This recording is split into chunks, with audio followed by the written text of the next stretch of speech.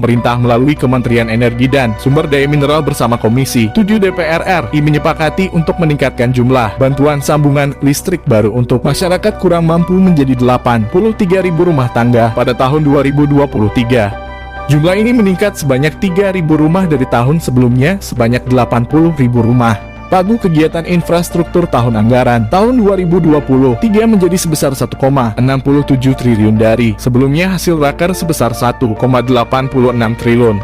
Biaya infrastruktur tersebut akan digunakan untuk pembagian konverter kit untuk nelayan dan petani, bantuan pasang baru listrik, pembangunan pembangkit listrik tenaga surya, pembangkit listrik tenaga mikrohidro, penerangan jalan umum tenaga surya, alat penyalur daya listrik dan pembagian modern clean energy cooking services, ujar Menteri ESDM Arifin Tasrif.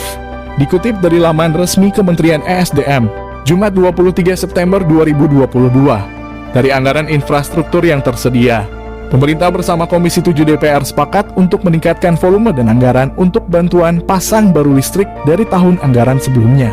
2022 sebesar 80.000 sambungan rumah menjadi 83.000 SR pada tahun anggaran mendatang. 2023, bantuan pasang baru listrik untuk masyarakat kurang mampu sebanyak 83.000 SR dengan total anggaran 1,65 miliar, ujar Arifin.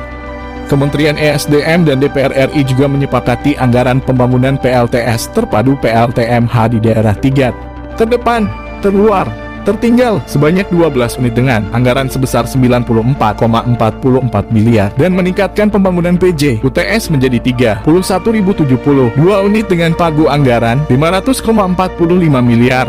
Arifin pun mengucapkan terima kasih atas seluruh kesepakatan yang sudah dicapai dan berkomitmen untuk segera melaksanakan proses lelang pradaftar isian pelaksanaan anggaran agar segera dapat dilaksanakan pembangunannya sehingga masyarakat dapat menerima manfaatnya.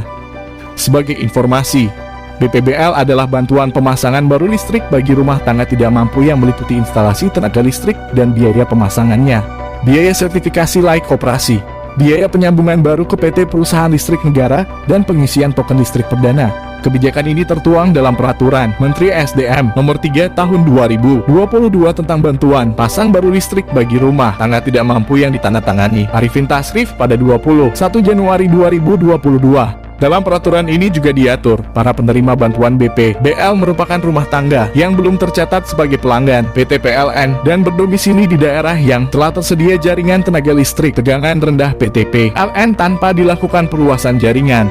Selain itu, penerima juga harus sudah terdaftar dalam daftar terpadu kesejahteraan sosial yang ditetapkan oleh kementerian yang menyelenggarakan urusan pemerintahan di bidang sosial, berdomisili di daerah 3 dan atau berdasarkan validasi kepala desa atau lurah atau pejabat yang setingkat layak menerima BPBL.